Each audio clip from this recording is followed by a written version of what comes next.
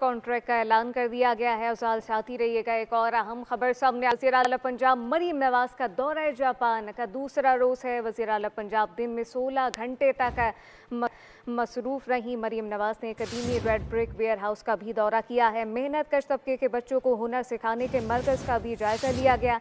अफजाल, इस हवाले से भी आगाह कीजिएगा।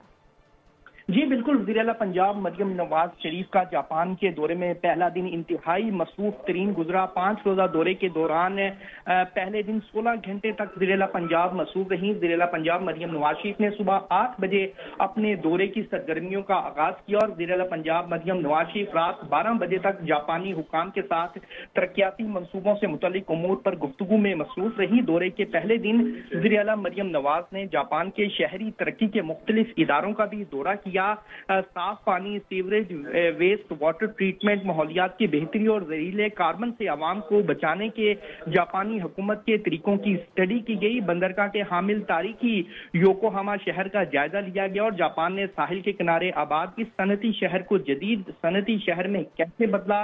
वज़ीर आला पंजाब मरियम नवाज ने लाहौर और पंजाब के दिगर सनती शहरों को जदीद खतूत पर बनाने के नुक्ता नजर से मालूमात दरियाफ्त करती रही और वज़ीर आला पंजाब मरियम नवाज ने कदीमी रेड ब्रिक वेयर हाउस का भी दौरा किया और मेहनत कश तबके के बच्चों को हुनर सिखाने के मरकज का भी तफसीली जायजा लिया। और वज़ीर आला पंजाब मरियम नवाज ने जापान में पाकिस्तानी कम्युनिटी की बड़ी तकलीफ से भी शिरकत की। जी अफजाल अब्बासी अपडेट कर रहे थे, आपका शुक्रिया।